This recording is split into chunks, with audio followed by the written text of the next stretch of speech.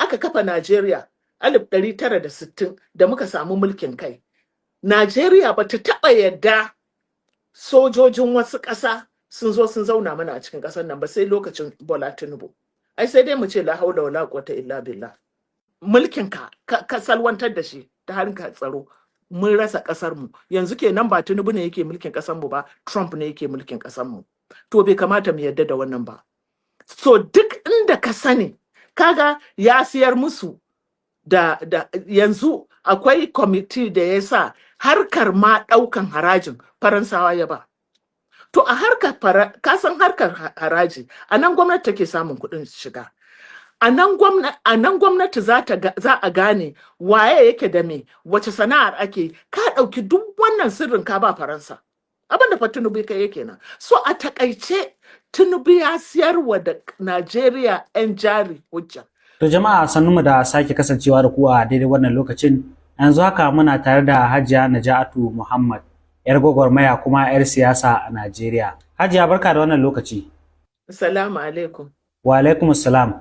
To ga shugaban Amurka Donald Trump ya cika alwashinsa na kai hari a maɓoyar 'yan ta'adda da ya ce ya samu a nan Najeriya. Ya kika ji da wannan labarin? Okay, to ni bai bani mamaki ba, tun da daman ya yi niyyar yi. Amma kullum ina so mutane su gane, waɗanda suke ɗaga fuka-fukinsu cewar Trump zai taimaka wa Kiristoci, yanzu dai sun ga cewar ba ruwansa da maganar Kiristoci. A farkon farawa dai, inda aka jefa bom ɗin a Jabo a Tambuwal local government, Kiristan nawa ne a gurin? Kusan babu, kusan 100% dukkaninsu musulmi ne. Saboda haka bai taimaka wa kowa ba. Amma muhimmin abin da nake so a gane shine, wannan local government ta Tambuwal ko kuma Sokoto state ga baki ɗayanta tana boda da Niger. Tsakanin Sokoto zuwa Niger bai fi minti 20 ba. Zaka shiga daga Sokoto, zaka shiga cikin Niger. So target ɗin an yi ƙarya ne da maganar Kristoci, a taimaka Kristoci don a shigo Najeriya, ba Najeriya kaɗai ba, a shiga Niger. Saboda maganar tattalin arzikin Niger, musamman in ka ɗauki maganar uranium da maganar gold, su waɗannan garuruwa guda uku na Sahel, Niger, Burkina Faso da Mali, wato kusan duniya ba wanda ya kai su yawan gold da kuma uranium. Niger musamman. To kaga rashin cewar sun kori turawa, yanzu ma'adanansu sun zama nasu, sai yanda suka yi da su, shine ake so a yi amfani da Najeriya kamar yadda Tinubu ya yi. Yana hawa, in ba ku manta ba, abin da ya fara yi shine cewa zai yaƙi Niger, saboda shi karan farautar turawa ne. To saboda haka wannan abu ne bai bani mamaki ba. To amma abin da nake so mutane kuma su la'akari da shi, ita fa America jari hujja ce. Babu ruwanta da cewar ko Kirista ne kai ko musulmi ne. Su ma'adanan ƙasar ka kawai suke nema. Yanzu misali rigimar da suke da Venezuela, sun ma kwace jiragen ruwan Venezuela da suke sai da mai. Don me suke yi? 100% 'yan Venezuela, El Salvador, duk waɗannan garuruwan. Ga ɗan ta'adda, babban ɗan ta'adda a ɗan Syria, wanda da aka sa masa diyyar $10 miliyan, wanda ya fi kowa kashe Kiristoci da musulmin ma da kowa mai. Yau Trump ya ɗauke shi har White House ya kai shi. So ma'ana abin da nake ƙoƙari mutane su gane shine, ku daina munna karanku ya kama kura.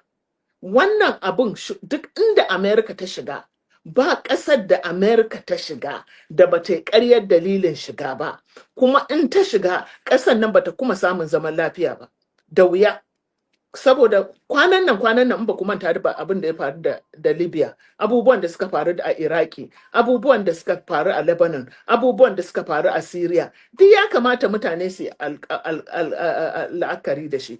Amma ba sa tunani, saboda suna tunanin harkar su ta siyasa, a cewar arewa ta taushe su, idan in aka halaka arewa shikenan za su samu biyan bukata. Har abada ba za su samu biyan bukata ba. Arewa sama ce, ta wuce jifa. Sai dai ka daga kai kallo. To Hajiya, wasu za su ce zuwan Donald Trump din nan ma watakila ya tada tsimi, inda har ya samu mafakar 'yan ta'addan, to menene abin damuwa a ciki? To ai in ka duba, akwai hotunan da suka fito daga inda aka sa bom ɗin da videos sun nuna cewa ba wanda aka samu.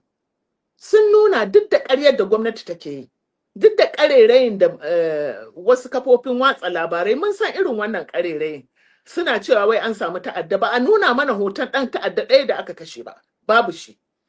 Kuma mu ba mu san lokacin da ake kashe 'yan ta'adda ba ma a Najeriya. Ai mu ba mu san wannan lokacin ba. Saboda kullum su kansu 'yan ta'addan sun sha fitowa suna cewa su fa da jami'an gwamnati suke. Da jami'an gwamnati suke. To inda jami'an gwamnati suke yi, ina maganar abin nan. Kaga magana ce, shi ta'addancin nan fa kullum ina wa mutane tuni. Ta'addanci ana yin sa ne a duniya. A yanzu irin wannan da ake kira ko genocide ko banditry ko terrorism. Ana yin sa ne fa saboda ma'adanai, saboda sai da makamai. America, the military industrial complex na America, wato me ake kiran industrial complex, wato masana'anta. Ita America fiye da kashi 50 daga cikin 100 na inda take samun kuɗin shiga a harkar sai da makamai ne. Sai da makaman nan kuma yana da buƙatar ma'adanan da za ka yi makaman. Ya misali, ko sojojin Amerika in kai tunanin miliyoyinsu suna ƙasa fiye da guda 700. Base, American bases. Saboda haka in za ku yi maintaining wannan, ta nan ne hanyar kuɗin shiga. Na farko dole ku samu ma'adanan da za ku sarrafa makaman. Na biyu, dole ku nemi makamai, ma'adanan sarrafa makaman kamar su uranium, kamar su cobalt, kamar cotton, ko wannan abar auduga wadda za a ɗinka musu uniform, roba wanda za a yi musu takalma, ba ƙaramin abu ba ne. Shi ne tattalin arzikin Amerika. To saboda haka dole Amerika, idan babu yaƙi a duniya, to Amerika ta kare. Dan ba ta da tattalin arzikin da ya wuce mata hanyar yaƙi. So kullum sai ta ƙirƙiro yaƙi. Babu ruwanta da cewar kai musulmi ne ko kai wani Kirista. Ina ruwanta ba da bama Amerika ake kashe mutane, aka rurrusa cocina da cin Bethlehem inda aka haifi Annabi Isa alaihi salam. An ce musu cewa kristocin babu kristoci ne a Palestine. Ba da su ake ta karkashewa ba? Hajiya, abin tambaya a nan shine wasu suna ganin cewa duk wanda ya fito a yanzu yana sukar Donald Trump akan kawo harin nan a Najeriya. Ana ganin shi kamar mutumin da yake da matsala ta samar da tsaro a Najeriya domin manufa ta siyasa. To waɗannan makaryata ba zai damu da su. Shi mutum in ya tabbata azzalumi, ba ta inda yake samun ci da sha da kuɗi sai ta hanyar zalunci. Ina so waɗannan mutanen su faɗa min ƙasa ɗaya a cikin fiye da ƙasashe 50 da Amerika ta shiga da ta gyara musu tsaro ko kuma tattalin arzikinsu ya samu ci gaba. A faɗa min guda ɗaya. Kuma da gwamnatin Najeriya take ƙarya. Ƙaryar banza take. Misali, za su ce wai minti 19 kafin a shiga, wai an yi magana da minista. To, ai ba an karya doka. Dokar da aka karya shine su shiga harkar yaƙi ko sai kana da yarjejeniya da ƙasar. Shin Najeriya tana da abin da ake kira treaty ne da Amerika da har ta bari Amerika ta shigo mata cikin ƙasa? Ai babu. Ai kaga wannan ma an karya dokar ƙasa. Saboda ya kamata a ce majalisar tarayya ta yadda an yi yarjejeniya ta cewa za a bar Amerika ta shigo. Kamar shi kansa Donald Trump ɗin, ai shi yanzu 'yan majalisarsa suna tuhumarsa cewar ya shigo Najeriya ba tare da majalisa ba. Haka Najeriya ta yadda kila ma bata san an yi ba, saboda an riga an raina mu. To amma Hajiya, ai shi kamar ministan harkokin wajen Najeriya ya tabbatar da cewa kamar Najeriya ce ma ta bada bayanan sirri domin a kai wannan harin. Ta bada bayanan sirri, to sirrinta na banza ne, dan inda ya kamata a kai harin ba nan aka kai harin ba. Waɗanda ya kamata a kai wa harin ba nan aka kai wa harin ba. Nan inda aka kai harin su ba su san ma wani ɗan ta'addan da ya shiga musu fiye da shekara 10. Abin da nake so ka gane, su waɗannan 'yan siyasa da masu kula da masu riƙe da makaman mulki a ƙasar nan, ina so ka gane fa dukkaninsu 'yan jari hujja ne, dukkaninsu 'yan anshin shata Amerika ne. Saboda me? Saboda sun ɗauki dukiyar ƙasarmu sun je sun ajiye Amerika. Sun san cewar kuma sun san illa Amerika. Amerika abin da take yi shine duk ƙasar da shugaban ƙasar da bai yarda da kama karyarta da jari hujjarta da satan ma'adanansu ba, sun san cire shi ake. Saboda haka da yawa musamman mutanen Afirka da yawa shi sa suke anshin shata. Su ba su damu da ƙasarsu ba, su ba su samu da abin da halin da al'umma ƙasarsu ba. Su dai su zauna akan mulki, su ci gaba da sata, su tabbata akan mulki. Su yasa suke wannan ƙarere. Amma mu da muka yi imani da ƙasarmu, da muka yi imani da Ubangiji da cewar mu ba mu yarda da zalunci ba, shi sa ba za mu taɓa yarda Amerika ta mana abin da ta ga dama ba Amerika ba ko France ko wace ƙasa ma mu ba mu yarda ba, don mu ba bayan su bane. Najeriya ƙasa ce da take da mulkin kanta.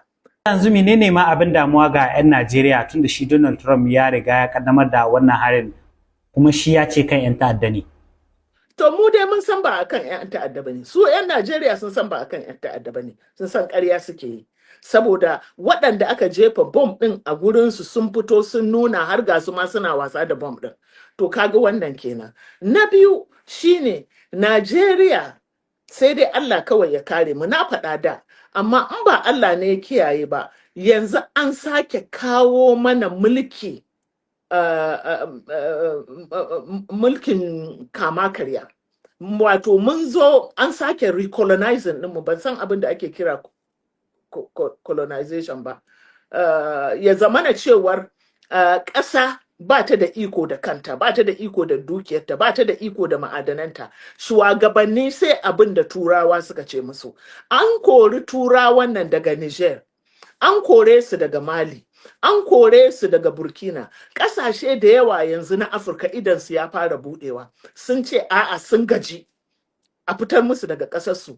Amma Najeriya don lalacewa ta kira su, ta ce oke ku zo. Tun da aka kafa Najeriya 1960 da muka samu mulkin kai, Najeriya ba ta taɓa yadda sojojin wasu ƙasa sun zo sun zauna mana a cikin ƙasar nan ba sai lokacin Bola Tinubu. Ai sai dai mu ce la haula wala quwwata illa billah. Mulkin ka salwantar da shi ta harkar tsaro, mun rasa ƙasar mu. Yanzu kenan ba Tinubu ne yake mulkin ƙasar mu ba, Trump ne yake mulkin ƙasar mu. To bai kamata mu yarda da wannan ba. So duk inda ka sani, kaga ya siyar musu da yanzu akwai kwamiti da ya sa harkar ma ɗaukan harajin Faransawa ya ba. To a harkar kasan harkar haraji, a nan gwamnati take samun kuɗin shiga. A nan gwamnati za a gane waye yake da me, wace sana'ar ake, ka ɗauki duk wannan sirrin ka ba Faransa. Abin da fa Tinubu kai yake nan. So a takaice Tinubu ya siyarwa da Najeriya 'yan jari hujja. DCL Hausa.